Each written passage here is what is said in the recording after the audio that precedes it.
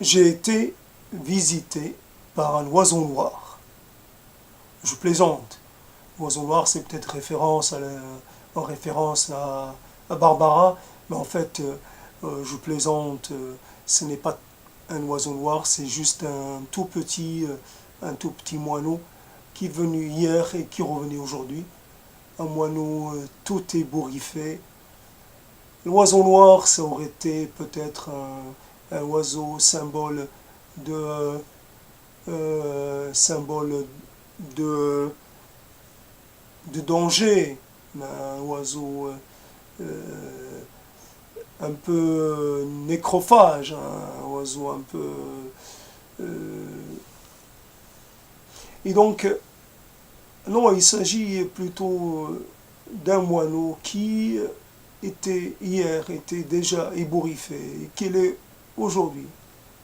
Ce petit oiseau, évidemment, qui, euh, euh, qui est tout ce qu'il y a de plus léger, de plus, j'allais dire, ces oiseaux-là pèsent tellement peu, évidemment, ils crient fort, mais ils sont tellement, ils pèsent tellement peu, ils sont tellement peu massifs, ils manquent de... Mais on les voit crier fort, on les voit sautiller, et quelque part volter, et quelque part c'est comme s'ils avaient une force extraordinaire. C'est peut-être une vision, une façon... donc, euh, quand, par habitude et par expérience, quand je vois un oiseau ébouriffé, je pense à un oiseau malade, un oiseau sur le point de mourir.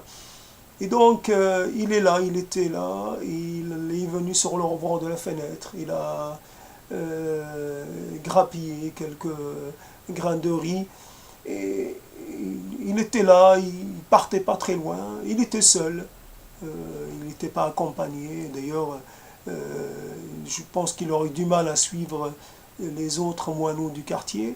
Et donc il était là, il n'était pas loin. Je pensais même à un moment qu'il allait dormir sur le rebord de la fenêtre. Mais en fait, il est parti. Je ne sais pas comment il a fait, parce qu'il a vraiment, il avait vraiment l'air de manquer de force. Donc il est reparti parce que par habitude, il est reparti vers son trou. Et je pense peut-être qu'il dort, qu'il passe cette dernière nuit. Ça m'étonnerait que je puisse le voir demain, et même s'il survit jusqu'à demain, ça m'étonnerait qu'il puisse vivre très longtemps. Il est en bout de vie, et malheureusement, c'est cela aussi.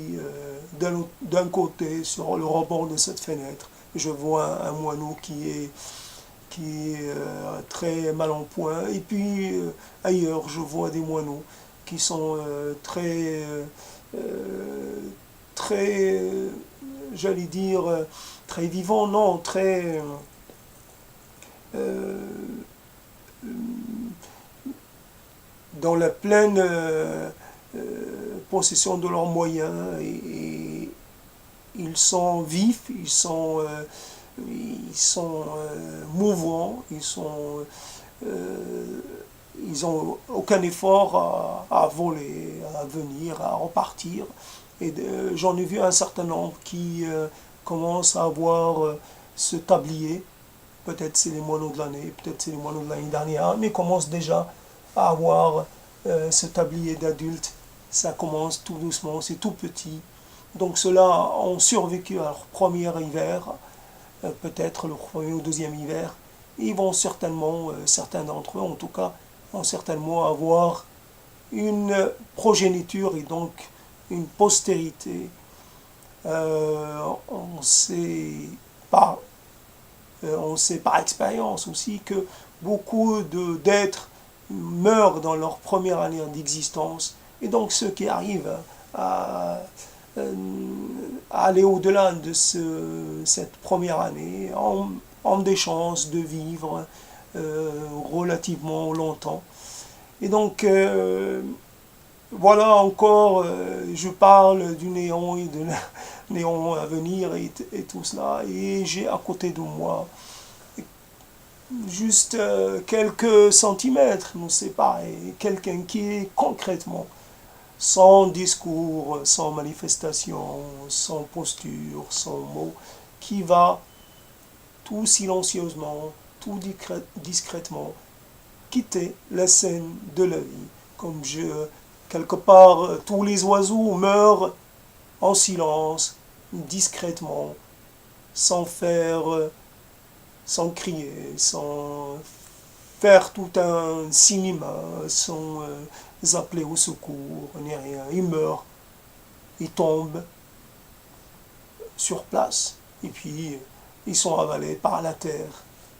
Ils ne goûteront plus au plaisir de voler, au plaisir de chanter, au plaisir de se disputer les uns avec les autres. Ils ne goûteront plus au plaisir du printemps, ni au plaisir de l'été, ni au déplaisir des saisons froides. C'est cela aussi, quelque part, la loi impérieuse, indifférente, dans sa marche, que rien n'arrête.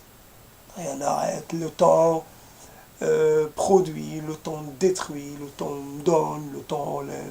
Voilà, quelque part, un mouvement comme cela. Et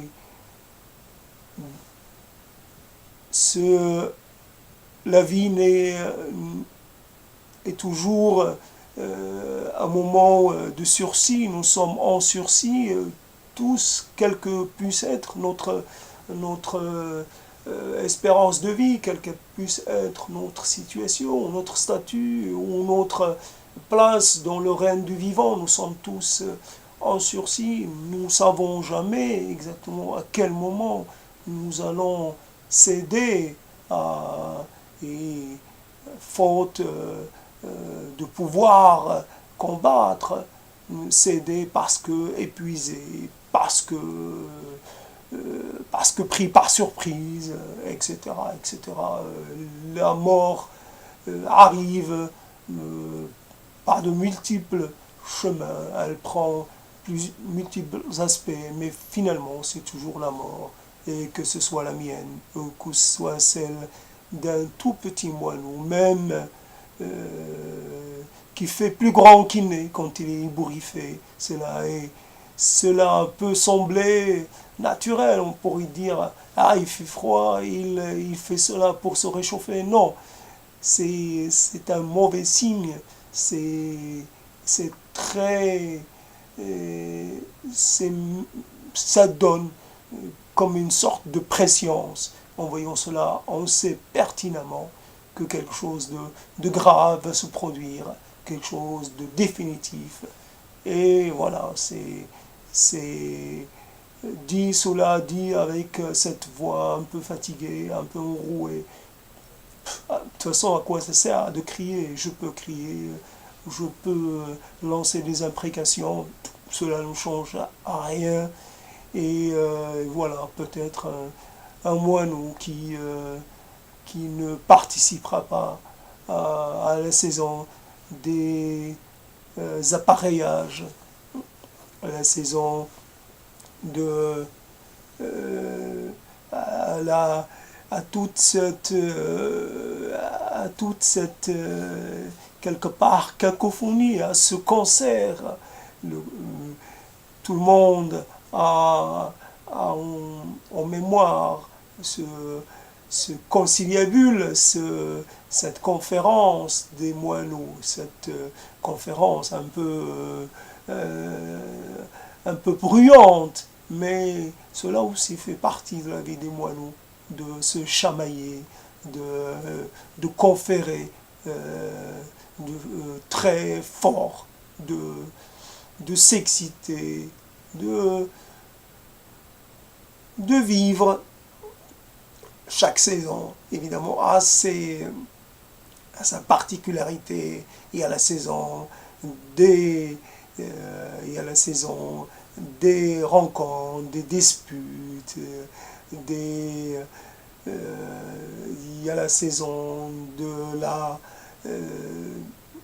l'enfantement, la saison de l'élevage, la saison peut-être ces petits plaisirs qu'on peut ressentir, d'avoir accompli sa tâche, d'avoir permis à d'autres de vivre, de voir, de connaître peut-être à leur tour ce bonheur qu'est le fait de vivre même. Voilà.